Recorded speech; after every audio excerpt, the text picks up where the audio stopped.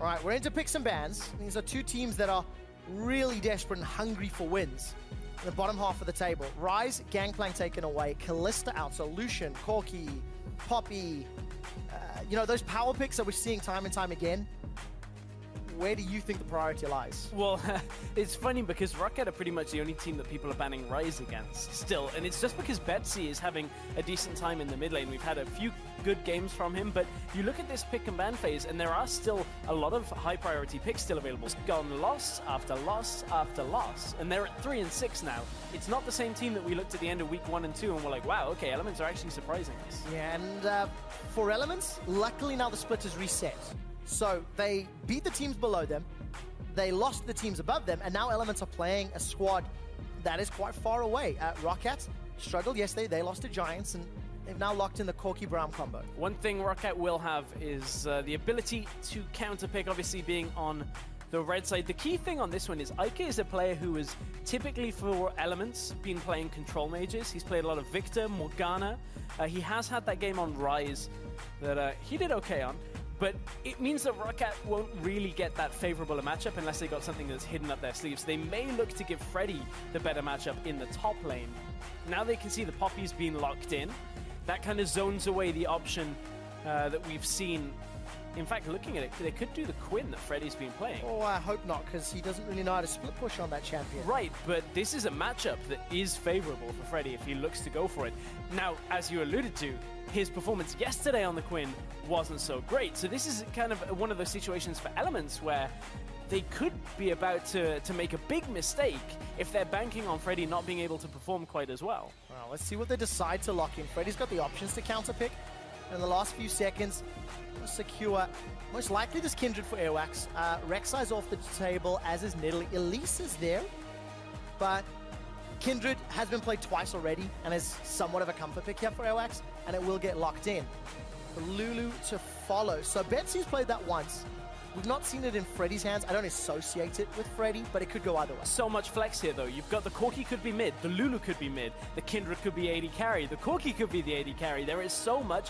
Could even be in a situation, I highly doubt this, by the way, but we could even have a Lulu top lane that we haven't seen all that much of recently. So Elements really are kind of trying to piece together Rocket's composition. At this point, for the likes of Rocket, having Betsy on that Lulu, I wonder, he has been the one player that Rocket have been able to get behind. Is this enough presence coming from their middle lane? That's kind of a problem in my mind right now. We do see Elements lock in their final champions. It is Elise plus Victor. And with all of the disengage and the support of Peel and abilities here, Kindred, Lulu, Janna, wave clear for days, we could be in for a long one. Well, we just heard Gilius talk about early game junglers being aggressive. Elise will do that. The problem is with a Kindred matchup, as always with Elise, it's if you hit the cocoon, you can go aggressive. If you miss that cocoon, you better back away because Kindred is going to trade a whole lot of damage back into you. So Airwax and Gilius could have an explosive start to the game, but as you said, I wonder whether we'll tend towards a slower, more passive game from these teams. And I also feel unless everybody's perfectly positioned, Wild Growth, Lamb's Respite, Monsoon, you've got all these tools to help deal at least with some of the catches, but obviously not an absolute all-in. So, do Rocket go for the Quinn here and look for the split push? They will have a Lulu as well to kind of empower the Quinn later into the game. Still flex options. Wow, okay, Trundle picked up at this point. That is a... top. I mean, top lane, if it goes up there. Normally a straight-up tank shredder with that Subjugate. This is a matchup I've actually seen kind of backfire horribly. We've seen this matchup, I believe, in Challenger in week 1. I have to stretch back in my mind. Trundle obviously gives Poppy extra terrain to utilize, but at the same time, you are able to disrupt very heavily with that Trundle in the top lane. That's a really kind of not weird, not bad pick by Freddy, but not one that I was expecting in this situation. I think the theoretical approach of that pillar of ice, the disruption that it can give both a Poppy, a Victor, a Lucian, and a frontline when combined with Braum, I think there's potential, but Elements have to be on the same page. I do like the pick for Freddy, because yesterday he did not split push. Yes. He played Quinn, and he still stuck with his team, still looked for those team fights. he'll have more of an impact on this Trundle. And especially with the likes of Kindred already locked in, you've already got a second AD carry threat here, but at this point, the compositions have been locked in. Show your support on Twitter, whoever you think has the better composition or whoever you want to win. Hashtag ELWin or hashtag ROCWin. And we'll get to that and see the fan vote as we get later into this game. But these are some kind of weird comps on the side of ROC. Yeah, a slightly different approach to the game. But when you are struggling, when you are 1-8, maybe you do have to do something a little different. We've heard the analysts there talking about how Fnatic tried to enforce the meta. Let's see if ROC can invent some of their own. The crowd is hyped for our penultimate game of Week 5. The Elements logo flying high on the left, facing off against the ROC flag. Lit up on the rift. Trollololol, lol, is what Freddie will be singing all day. Well, there's clearly some fans of, you know, maybe some traditional sports. We got a clacker in here today as well. I was a little bit confused. Thought someone was maybe, you know, repairing a car wheel or something, trying to turn that wrench. But no, it's not the right place to be doing that. Is that what it's called? Studio. I don't know. It's clacker? Probably. That's the kind of noise. Could I go into a shop and be like, hey, I'd like to buy a clacker? Look, let me put it this way. If you're British, you can use any word to describe anything, and somebody somewhere will understand what you mean. I'm not quite sure that's the truth, but we'll see how it works out. Defensive starts here, Stress. Everyone lined up across the river, splashing some water at one another. And no indication of a lane swap just yet. You have to feel that this Corki Brom lane is going to get a little bit poked out maybe by the Janolution early until Tabs gets access to that rocket barrage. Thunderlords still on the side there for both Betsy and Tabs. Yeah, and one of the masteries to look at for the top laners as well. Obviously, Grasp of the Undying. We've seen so much of it. That's another thing that will synergize fairly well with this Trundle. Of course, you know, loves to trade 1 versus 1. Will be able to drop his W, be able to get that extra healing and regeneration, Frozen Domain. So that kind of enhances his kit. Seen a lot of different top laners come from that. So now I'm wondering how Steve and Freddy will trade back and forth on that. But we can see Elements, their duo lane, have gone all the way into the deep jungle at this point to start it off. Scrapple's going to come down and try and disrupt Freddy and Airwax, but has to be careful. We've seen these backfire. Yesterday, Kasing was forced to flash out on Thresh when he tried to do a move like that. And the lane swap did happen. A little later than I was anticipating. So the map has now been cut in half. Elements declaring control. The northern half, you can see Gilius already moving into the jungle with Steve. They're going to hold hands. Quadra teleports this game. Both solo laners on both teams running those TPs. So I want to see how those are going to impact the dives when they eventually start happening. Bit of a difference on this lane swap from Elements to the, you know, most that we'll see in the LCS in general. Elements actually started on their strong side and then went straight into the enemy jungle and up to the top lane. Rather than starting on the bottom side, you could see Extinct from ROC was waiting, trying to get the information of when Elements were coming to red buff. Didn't actually get it, and what it means is Elements were slightly faster on the push here. You can see the rest of ROC weren't quite there in time, and they are behind on the push itself onto the tower. Elements significantly further ahead on the damage done right now, and all from that adaptation. Let's see what they can do, because yesterday in the lane swap versus Fnatic, they were unable to get any real semblance of control, and it fell apart very, very quickly. Yesterday, Fnatic pushed Elements all the way to the inner turret. So tower will fall in favor of Elements and Steve, plus 345. We'll catch a glimpse down bottom. About 5 to 10 seconds ahead of ROC. And already you can see the duo lane for Elements has recalled and going to position themselves down. And you can see Airwax at the same time, obviously going in, reading that they weren't on the red buff, can take it away, means that ROC will clear out that lower side jungle and establish some vision control in the Elements lower side jungle. So right now, depends. Elements have put their duo lane into the bottom lane, sent Poppy up top, or kept Poppy up top. Steve didn't recall yet, no presence or no threat in that lane to force him away. But this isn't the best situation for Steve right now, because he's going to be forced to recall very shortly as soon as Corki arrives. There is a ward to spot Corki out, so shouldn't actually die. But then Steve has to make the decision. Does he return to the top lane and maybe not get a whole lot of farm? Actually, Steve's stuck around here. Look at the way Braum's pathing up through the river. Steve way overstayed. I wonder whether that ward actually died. It's timed out now. Winter's Bite, Exhaust as well. A Valk forward. Airwax has flash, but he's not on the same page. Wastes his flash, trying to follow. Steve Tabs had backed away and opts to farm instead. That ward did spot out tabs as well, so Steve was just banking on the fact that it was only Corki that was coming top. That flash now not going to be available. Not the biggest thing that's going to get punished unless they can get back onto Steve again if he overextends, but what it does mean is it gives Rocket the ability to push up to that tower. Elements are doing the same in the bottom lane. John Illusion is going to push towers pretty quickly, just in general. But luckily for Rocket, they've got a 4-man stack pushing top. Yeah. So it's 2 members of Elements in the bottom lane, 4 members of Rocket in the top lane. And we've got PvE League of Legends for the first couple of minutes here, Stress. Yeah, we have. One thing that, as this game goes on further, could be problematic for Elements is whenever you're running Lucian Janna, it means you don't have any primary engage coming for your support, you're running a disengaged support. It means that somebody else has to engage for you, which Steve theoretically can do. He obviously is on the Poppy, can get that charge in, utilize the ultimate as well. Gilius does have pick potential, but it's all fairly difficult engage to get off. It's not the likes of an Alistair that we've seen from the support role. We've seen a lot of Malphite the last couple of days. So Elements have to pick and choose their fights. It can be very difficult to balance it. Otherwise, they have to just back away, reset, and utilize their composition in slightly different ways, looking at maybe multi-lane control. Luckily for Elements, they have a lot of tools to back away and reset. Yes. Janna, Victor, defensive gravity fields. And you know, if all else fails, just put down the verdict. Steve will say, get out of here. So there are tools there. For Rocket, though, I think they do have some tools. Freddy, if he does go a DPS item, should be able to do relatively well in playing the side lane game with some split push pressure down. We've seen it happen multiple times when Trundle was played top. Yeah, that's the thing is, like, Trundle is so deceptive when it comes to his ability to 1v1. Subjugate, once he uses it, just means he's just almost always going to win a trade.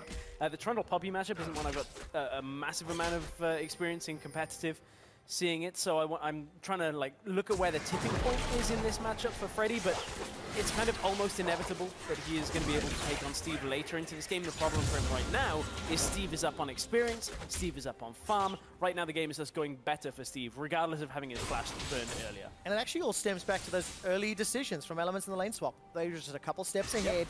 It gave Steve just a few extra minutes in a lane, and despite being ganked somewhat awkwardly by Rockat, he's been able to build up this small lead. Freddy now has to deal with Rolls solo, and all the vision in the top quadrant of the jungle means Rolls is basically completely safe. Yeah, for as long as the rest of Rockat are showing in lanes and not moving through that topside jungle, the only person they have to really keep track of is Airwax on Kindred, who was down in the bottom side. They don't really have a read on where he is right now. That's the only person that could potentially spoil Mr. Rale's fun here, pushing up towards the turret, but with a new wave joining, Mr. Rales will reassess the situation, see what he thinks about the bottom side as well. But if Freddy ever does manage to group here with the team as this gets later, you can put down that pillar. It's obviously going to facilitate the Corki. It's been talked about so much. The same with the Braum Q. Just makes all of these skill shots so much easier to land. See if they're on the same page, because of course for Rockat, technically this is a very fresh duo lane. Extinct coming in, I think 2 weeks ago, 3 maybe tabs coming in even more recently. And they seem to be playing better, but when it comes to those bigger team calls and team decisions, Rockat's still trying to find their footing, find their identity is something that has been said a few times about the team. I think it's a fair assessment. Discovering where the strengths and weaknesses lie. It's very much so. What we've seen just the spring split in general is a lot of this feeling out period, because yes, there is championship points on the line. Yes, there's the spot at MSI, but for a lot of the teams that aren't looking right at that #1 spot, there's a lot of kind of figuring out who you are as a team, your team identity.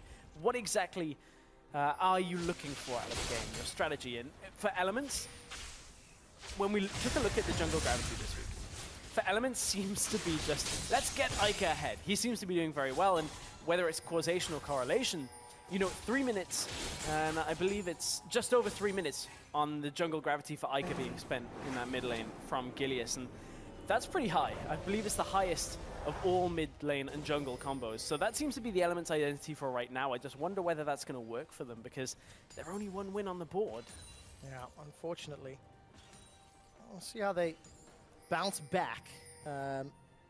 Luckily for Elements, playing a team that's also struggling, Rockat. And we've got that slower pace. This is somewhat what we were expecting from these team comps. They do want to scale up. They do want to get their items. And it's going to come down to who's going to put some pressure and some vision in their side lanes. Of course, apologies on that. That, of course, is ROC. 1 and 8 for ROC. Yeah, it's all good. And the jungle gravity point. So that one was butchered by me. Don't worry, it's all good. We'll get to that at some point. Yeah, and of course, those gravity stats are primarily focused on non-lane swap games, where the jungler actually has to decide which lane they want to help out. This time around, it was which tower do we want to knock over, as was the case. 2 towers to 2. And you can see Elements, they go, well, there's one more tower outside, Stress. I think we're going to go stand in front of it and siege. Yeah, this isn't really the kind of gank that you ever want to attempt to see here. With a Janna trying to come out behind the turret, trying to look for the tornado against the Lulu, it's really not going to happen. Lulu, one of the most difficult lanes to actually kill from gank, especially post-6. Level 9, and this is the first time we're really seeing it. Luckily for Elements, they did get a lot of damage onto that outer turret. Yeah, it's real distracting, dude. Clicking. It sounds like you ever seen those Western films where they just have that as a sound effect. Yeah. And it's, you know, does the close just before their birth. Oh, okay. I think you just killed headphone users. I'm sorry.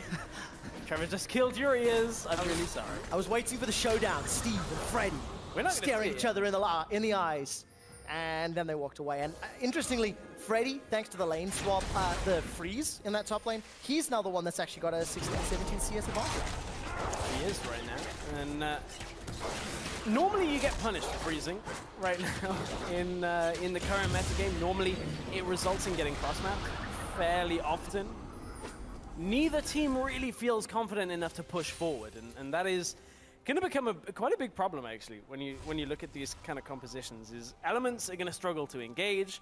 ROC need to siege, which means they need to have the ability to kind of 4-1, and they're not getting it. Nope. They're building time. They're not at that point yet. They're waiting for Tabs to really get the Triforce, waiting for Freddy to be able to sit in that 1v1 comfortably. They haven't really tested that yet. So for ROC, it is a waiting game, but it's been a very tempered, very patient game. Yeah, you could sort of say the same for Elements, right? Victor really wants to get some items, like pollution, etc. So we'll see what's going to be the first testing point, maybe, for these teams. Eric's going to get a stack on that Kindred passive, and Freddy going towards what appears to be the Iceborne Gauntlet as a first item. So I kind of feel like both of these teams are just trying to figure out where a weakness is in their opponent's play, and then they're going to try to exploit it. With only 1 blue trinket and 2 sweepers now for Elements, that's the first change in the trinket approach, actually just equaled by Betsy as well. Yeah, just equaled. I hope we don't end up in a Fnatic situation from earlier, but Ica maybe caught out here, forced to flash very early. Oh, there could be a stun coming out. Flashes forward from both Airwax and Extinct. Ica will go down. Extinct and Airwax, they just punish him for being a little too far forward. Yeah, this time Airwax didn't need Betsy around in that middle lane, unlike as we have seen a lot from ROC. This time it was just Extinct, and Airwax with that Kindred having a lot of damage. Yeah, a whole lot. Reminder to everybody at home, we're on 6-2. Those Dragon and Baron timers are on break at the moment, and Dragon will be up in about 1.5 minutes. I'm going to give it another go, Trevor. Did you know, Trevor? Okay. ROC normally have Airwax middle lane a lot. They actually have the highest jungle gravity with mid and jungle combos out of every team in the EU LCS. Just over 3 minutes. That is a lot of time. You'd never have heard that before. No, right? I really wouldn't have. But that time is right. The interesting thing about that jungle gravity that we started talking about, we're gonna be talking about more. That's tracking from 3 minutes to 15. Yes. Right. So it's just really looking at the laning phase. We're looking at why and where does a jungler go, and trying to put some numbers to it. 3 minutes out of 12 within 2,000 range. It is a massive amount of time. Don't do too much maths. We had a situation yesterday that didn't go so well with maths on cast. This one I know is golden. Okay, so this one is golden. Our stats bender gave us the numbers. I didn't really know where I was going to go with that. No, I didn't know. I just wanted to say stats bender. It's just exciting calling spells and stats bender. Avatar ain't got nothing on him. Right, so ARAM in the mid lane again. Outer turret standing. Elements have got decent vision in the blue side jungle of ROC and actually some flank opportunities. Betsy steps maybe a little too far forward. The death ray and a siphon power means Betsy's forced back. Held his nerve though, still has the ultimate available. Had the read on that, didn't feel like he was dying anytime soon, so was waiting for that snap reaction.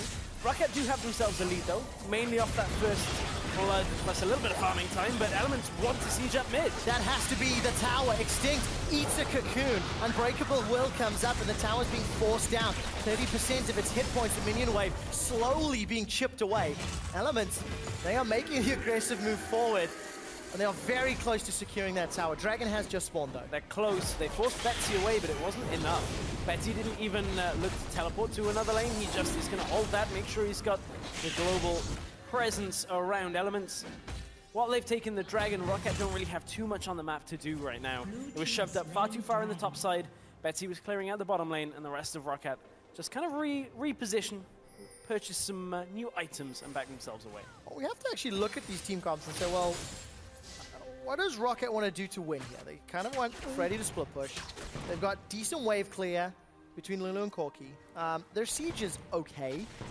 But I like some of the threat that Elements can bring because their wave clear and their ability to maybe tower dive with a cocoon and Poppy, etc. It feels like there's more tools for Elements to use. And they are the ones playing in the front foot. They are the ones trying to dictate the pace. Yeah, they certainly are trying to dictate the pace right now. It is tough, though, with this fairly disengaged bot lane from Elements. They will obviously have a lot of presence here and a lot of safety on their carries, but we're finally seeing perhaps the 1v1 come out from Freddy. Freddy landed the pillar there. Does have Extinct to follow up in that top side. Unfortunately, Betsy wants to play with Mr. Ralls, and you can see on the mini-map that the top lane engages where all the party is. The observers are 100% confident drama's happening here, though, because Gilius is now moving in. The wild growth used very, very early. Blitzer wants to slow Gilius down. Ralls is running out of mana, and the cancellation from Freddy or the interrupt. We'll have to find out later. Betsy eats a cocoon. Red buff is ticking from Gilius. The slow for slow. Flash forward. Gilius is trying to sink those Envenom fangs in, and he does finish up the kill. Elements are on the board. Yeah, it was the interrupt onto Freddy's teleport there, so he wasn't able to join. And obviously, Betsy didn't have the read on that. That is now even on this, and Betsy was pushing up pretty far there into Mr. Rallis. I think he thought he had enough safety because of how the rest of his team were moving on the map. They'd spotted a whole lot of people on top side, but they didn't have the read on the jungler. There was the block. Results in Betsy not being able to get away. Gilius with the minion taxi. Enough to take that. Just a tad early on that middle launch, I feel. Yeah, finally got Freddy's gone. Back to life, and there we go. He is in fact gone. Gilius was looking for Airwax. Airwax had already used Lamb's Rest, but wasn't able to save his life. So now Elements, 1,000 gold down. They've got themselves 2 kills, and again, gonna set their sights on this outer turret. Yeah, they're setting their sights on it, but this time there's Corki. There is the Lulu as well, so they will be able to clear that one out. Not an easy push here mid lane from Elements. They're trying time and time again, but really the guy that's getting a lot of work done is on the side lanes. It's Mr. Ralles that's pushing up. Even without any kind of ability to cross between lanes, he's just soaking up enough attention from ROC to push out the lane, force somebody to come up and deal with it, and then Elements look to push. Haven't had a whole lot of success. They got that pick from that happening. Problem is, ROC are running double TP, so there's always going to be somebody available realistically to go over and clear that wave. So are Elements. We just haven't really seen it, but we have seen today this really weird reversion to double TP. We saw it drop off completely at preseason because of the changes from teleporting to towers, no longer giving you that shorter cooldown on TP. But there's just been less fighting mid lane. Well, there has been in theory. Elements are finally going to take this tower down on their 3rd real attempt. The zoning ultimate coming out from Steve.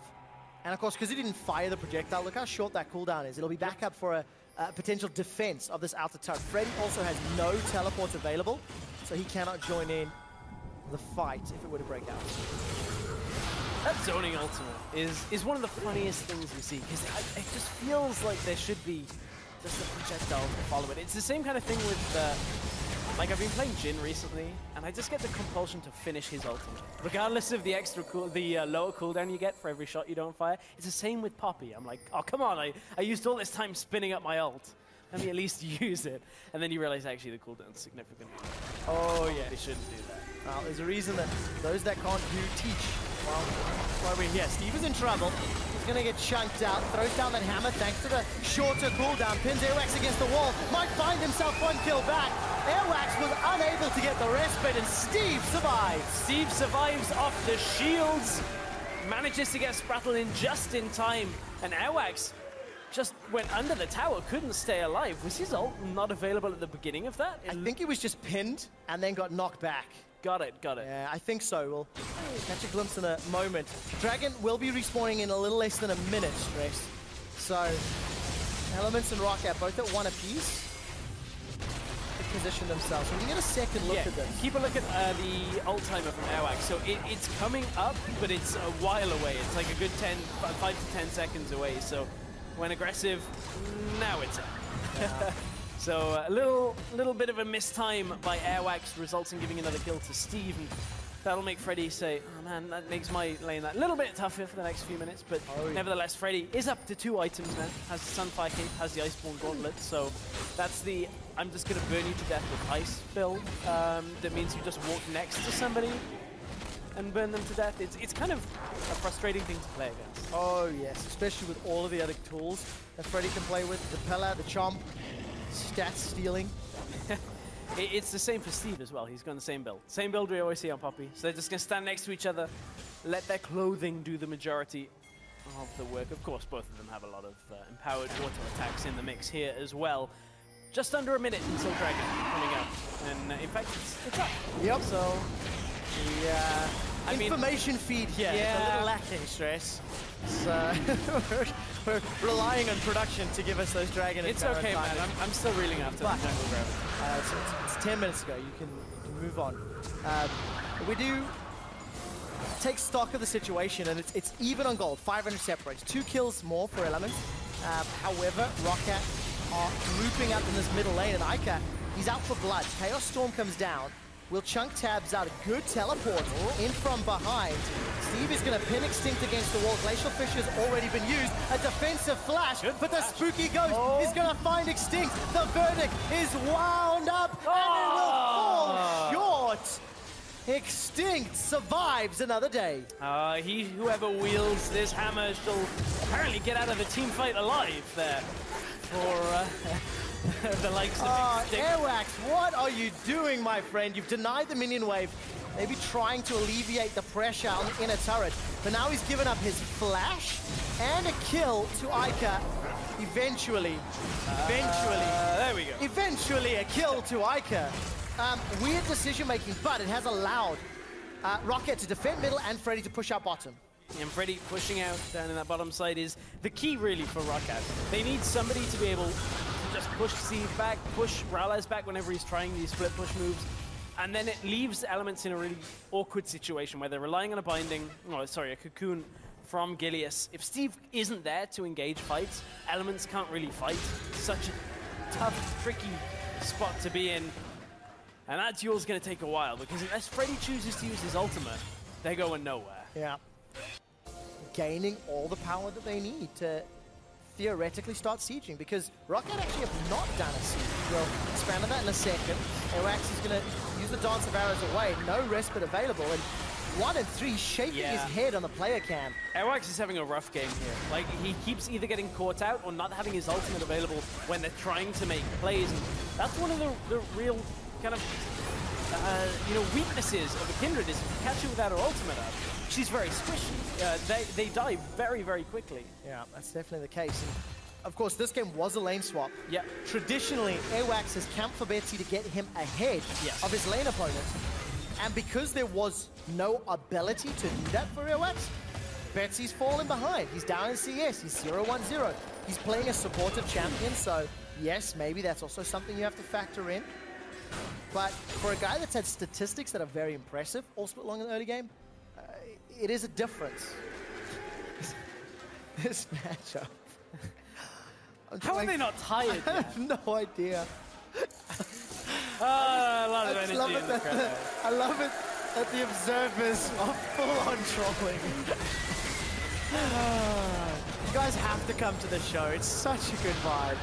So, Rocket, they're deciding to attempt the siege here. Teleport's available for Freddy. It is not for Steve. Micah, though. There is Steve coming in from the side. No stun. Airwax is in trouble. The respite goes down as Betsy's knocked into the air. Wild growth used just to keep Betsy alive. And Freddy's TP'd into the middle of Elements, but he's not tanky enough to survive it all. The Chaos Storm takes Betsy down, and Rocket are running for their lives. They will not fight. Live another day. Elements continue to push down in a turret, and at 25 minutes, Baron is up. That seems to be the target. Look at all the pings. Man, there are some really weird situations for Rocket in this game. Airwax eats the entirety of the culling. Betsy goes in on pretty much on his own onto Iker, and Iker just stands there and replies with the damage. From there, Elements are now just able to take this Baron. Is there the potential for a steal from Airwax? He's still in the base right now, so the answer to that is going to be no. And this is Elements taking their first Baron of the day. That's it, 25 minutes. After clean team fight, punishing Rocket. And that's kind of what I was talking about a little bit while ago in terms of the team compositions. The tools available to Elements just feel like they synergize better. And here's that replay. So this is all from Rocket's push. And look, Rocket are pushing with fairly limited vision right now. So one of the real key things about stepping up to your opponent's turret, especially when they have a Victor, is you need to be able to see what is around the turret. They did not see Steve coming up into the fight, and it means Rocket had to back away. They couldn't kite back effectively against the culling. They just had to eat it. And then Elements caught up for the rest of the fight. And it's just Rocket trying to run and skipping steps at the same time. Yeah, not working out for them. Dragon will be up in about 1 minute, we hope. I was going to say, sure. That one's true. And of course, we could see the Baron power play graphic on screen. Blue side Elements secured it, 2 minutes remaining. Nobody's running Runic Affinity. That's what that +0-0 means. Yeah, one game we're going to have something that isn't +0-0. One of those days will happen. And of course, the gold difference that Elements have earned more than their opponents, Rocket. Currently sitting at 1750. We need an active Steve counter. That's what we need. Plus 1,800 Steves. Yes, exactly. Feels like there's been about 1,800 in this game, I'm not gonna lie. It does indeed. But Elements, they've grouped up effectively. Oh, no! Stop it! I don't know what's available for Steve, and he's pushing the wave, Stress. Okay. I'm gonna hazard a guess and say that is strike. Our observers having a lot of fun. They certainly are. And Elements, they're setting themselves up well. Remember, Elements were 3-6 coming into today. They lost to Fnatic yesterday.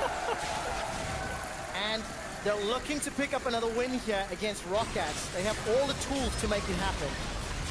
Oh, Betsy's in trouble. He's got caught forced to use his ultimate as well. Rocket having to back all the way away from this turret. And they have done so. They're on the inner turret. Steve is winding up the verdict. It will not manage to find a target, though. Glacial Fissure comes out to delay Elements. A defensive flash from Steve, and Rocket seem to be holding.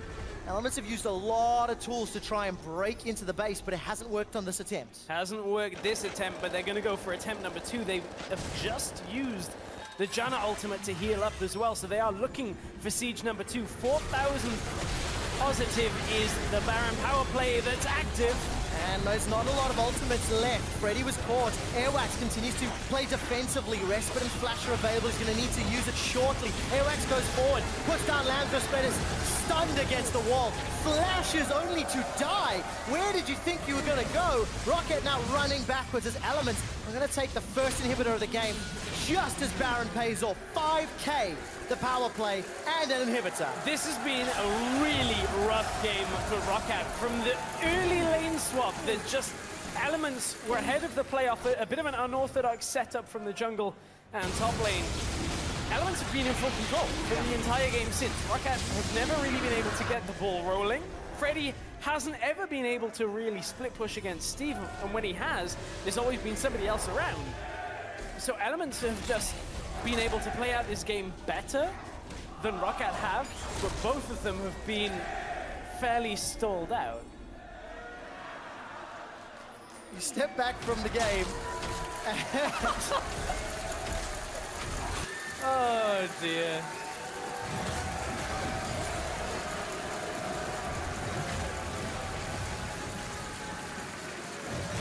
You know, if you step back from the game and you look at the bigger picture here, Stress, Yeah.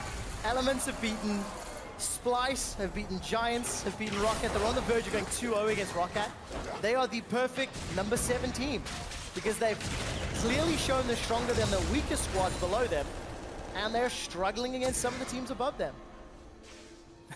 I'm trying to be serious. It's here. okay. I'm just inside. I'm like, they're still struggling a little in this game, but they're not. They're actually doing better than Rocket.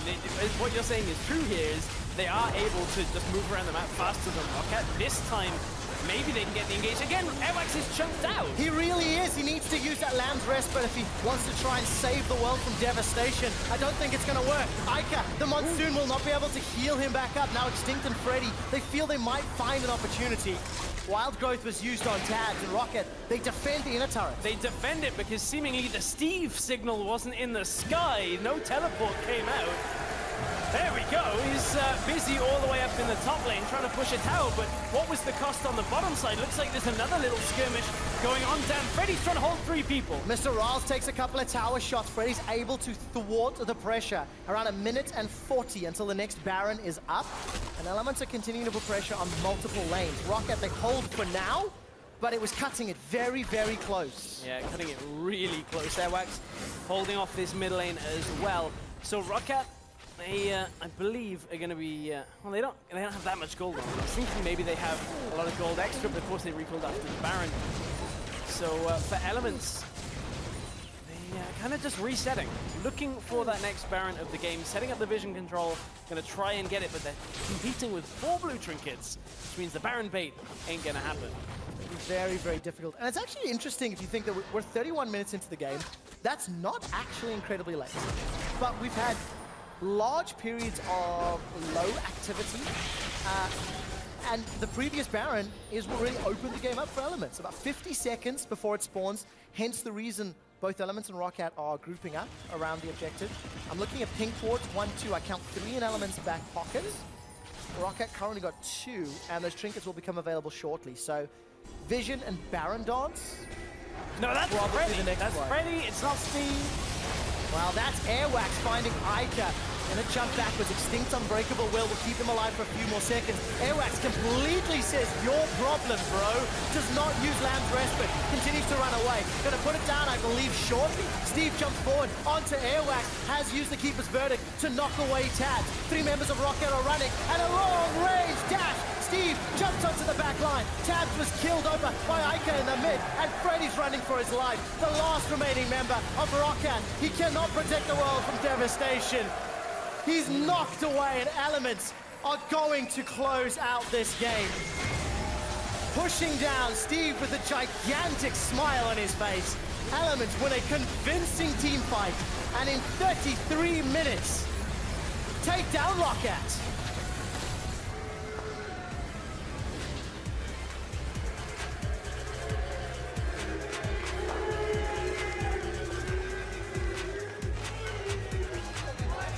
Big smiles on the faces of Elements. If you didn't watch the first 20 minutes of the game and you just caught that last